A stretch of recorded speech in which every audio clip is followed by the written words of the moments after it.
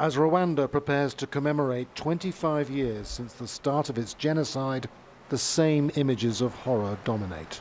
Tears alone can't dissolve the sorrow, and questions remain. Who shot down an aircraft, killing Rwanda's president from the Hutu majority? An act that started 100 days of killing on a scale rarely seen in modern history. Around 3/4 of the minority Tutsi population were murdered. Questions of why the international community didn't immediately respond still exist. How many lives could have been saved? And why didn't the United Nations at least take early action against a highly organized campaign of hatred and incitement by the Hutus?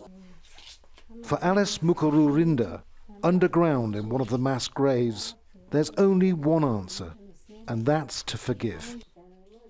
Despite her extraordinary loss, she shows some of the seemingly endless lines of coffins containing the dried-out bones of whole families.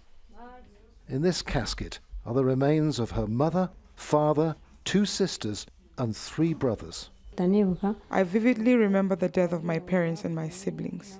I hear their voices in my heart. I'm sad, but I forgive their killers. In a separate attack, Alice was hacked all over her body. One of her hands was amputated with a machete. She nearly died, yet she forgives the man who did this as well. Above her, you see the tops of these modern-day tombs. They contain the remains of more than 45,000 people killed in this district alone. Her family died in the church just here. This is one of so many churches where people tried in vain to seek sanctuary, but more than 10,000 people died here, mostly women and children, their clothes now spread out over the pews. Above, shrapnel rained down upon this place, and below here now you see coffins filled with remains, bones of victims. 25 years on, what happened here still defies understanding. As Alice continues with her visits here, the man who attacked her is now free, living with his family. He served 8 years in jail and completed community service. Aside from killing in a group, he's murdered 21 people in cold blood. Would you say you feel lucky that you didn't get a life sentence for what you did?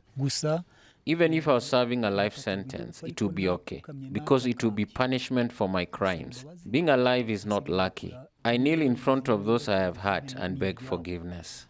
This form of reconciliation is one of many initiatives aimed at trying to ensure peace can be permanent. But not everyone is as forgiving as Alice. Andrew Simmons, Al Jazeera, in Nyamata, Rwanda.